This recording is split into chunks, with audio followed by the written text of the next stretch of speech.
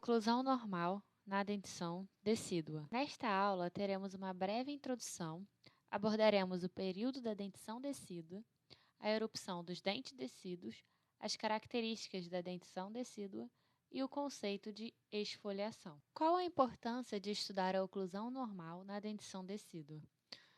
Os dentes decíduos são mantenedores de espaço ideais.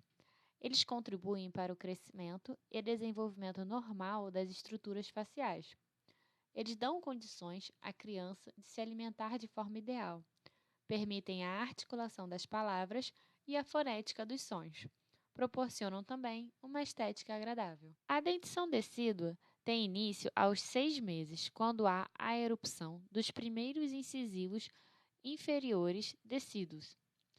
Assim, com a erupção desses dentes, começa o período da dentição decídua, que continua até os 6 anos de idade, quando geralmente ocorre a erupção dos primeiros molares permanentes. Antes da erupção dentária, a posição da língua ela se apresenta com uma posição neonatal. Existe uma sequência favorável de erupção dentária que favorece o desenvolvimento e estabelecimento da oclusão de forma correta. Depois da erupção dentária, a língua se posiciona mais anteriormente, tendo uma deglutição visceral ou adulta. A sequência de irrupção é geralmente preservada, e ela se inicia com os incisivos centrais inferiores descidos, seguidos dos incisivos centrais superiores descidos, depois incisivos laterais superiores descidos, depois incisivos laterais inferiores descidos, seguidos dos primeiros molares descidos, depois caninos descidos, segundos molares inferiores descidos e, por último, os segundos molares superiores descidos. Assim como a sequência favorável de erupção, tem-se a cronologia adequada para a erupção dos dentes. No entanto, a cronologia pode sofrer alterações de um indivíduo para o outro, sem que seja prejudicado o estabelecimento da oclusão, desde que a sua sequência seja mantida. Esta variação pode ser considerada normal quando for de até 2 meses de antecipação ou 2 meses de atraso. Nesta tabela, podemos ver a cronologia favorável de erupção, que se inicia com os incisivos centrais inferiores descidos aos 6 meses, depois incisivos laterais inferiores descidos aos 7 meses, depois incisivos centrais superiores descidos com 7 meses e meio, depois incisivos laterais superiores descidos com 9 meses, depois os primeiros molares descidos inferiores com 12 meses, seguido dos primeiros molares superiores descidos com 14 meses, depois caninos descidos inferiores com 16 meses, caninos descidos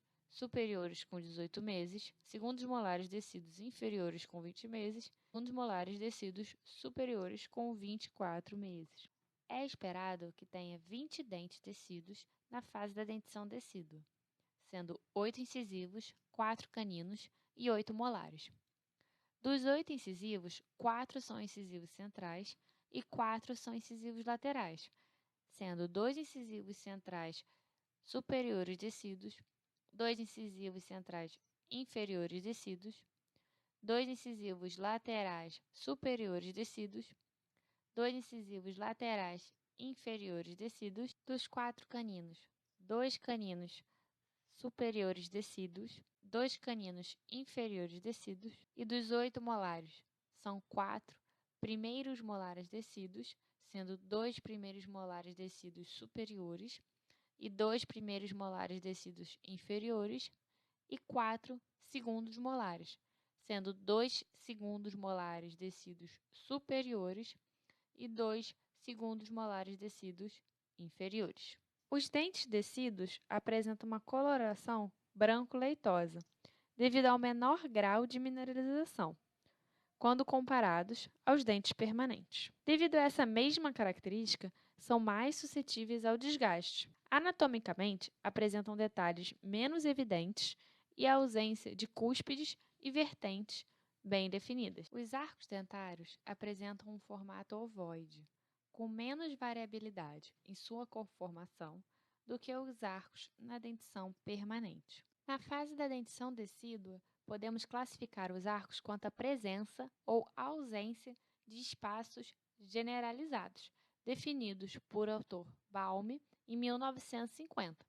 Temos, portanto, o arco tipo 1 de Balme, em que apresenta espaços interdentais generalizados e espaços primáticos. Estão presentes em 70% das crianças e são favoráveis à troca dos dentes decíduos pelos dentes permanentes. Como podemos ver nessa imagem, a presença de espaços interdentais generalizados e os espaços primáticos. Já no arco tipo 2 de Balme, a ausência de espaços interdentais acontece em 30% das crianças e muitas vezes também a ausência dos espaços primáticos. Os espaços primáticos são heranças dos nossos ancestrais que se tornaram resquícios do nosso desenvolvimento. Eles se apresentam como espaços entre os incisivos laterais e os caninos descidos no arco superior, e se apresentam como espaços entre os caninos e os primeiros molares descidos no arco inferior. Esses espaços são úteis na troca dos dentes, visto que ajudam a compensar a diferença entre o tamanho dos dentes anteriores descidos e permanentes. Sobre a inclinação axial dos dentes que estão inseridos na base óssea, os dentes descidos são praticamente verticais em relação às suas bases, tanto no sentido vestíbulo-lingual quanto no sentido mesodistal. A ausência da inclinação dentária decídua também faz com que haja a ausência de curvas de oclusão presentes e necessárias na dentição permanente. Portanto, há uma ausência da curva de Spee e da curva de Wilson na fase da dentição decídua. O transpasse vertical e horizontal dos incisivos na região anterior é uma característica importante a ser observada, pois tem relação direta com o desenvolvimento de uma oclusão normal. No sentido horizontal, o transpasse, também chamado de sobressaliência, é leve ou de topo. No sentido vertical, também chamado de sobremordida, após a dentição decídua completa, se encontra em topo. E até a erupção do primeiro molar decíduo, essa sobremordida é acentuada. Quanto ao transpasse vertical, até a erupção do primeiro molar decíduo, é acentuada a sobremordida. Então, na erupção dos incisivos decíduos, ela é de 100%, sendo considerada uma sobremordida exagerada. Quando a dentição decídua está completa, a sobremordida é classificada em topo.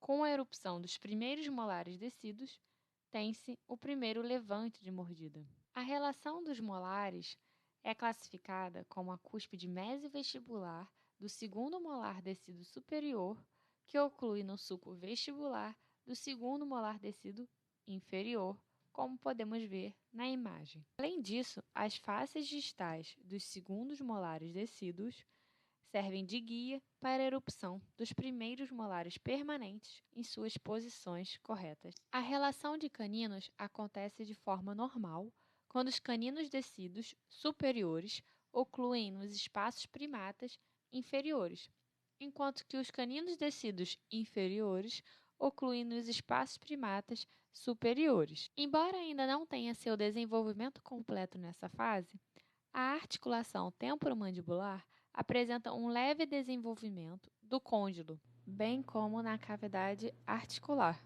e da eminência articular, evidenciando o seu desenvolvimento concomitante ao desenvolvimento da oclusão decídua. Assim, ao nascimento, a cavidade articular se apresenta quase plana e o côndilo com aspecto achatado e eminência pouco desenvolvida. Aos 3 anos, a cavidade articular apresenta uma pequena profundidade, até se chegar à fase adulta, quando ela completa o seu desenvolvimento. Após o estabelecimento da dentição decídua, que acontece por volta dos 30 meses, é normal que não haja eventos dentários até os 6 anos de idade. Nesta fase, o desenvolvimento que ocorre se reflete nos ossos da face e na geração de espaço para a acomodação de todos os dentes permanentes que estão por vir. Na fase de trocas dentárias, a reabsorção das raízes dos dentes tecidos é um evento fisiológico esperado.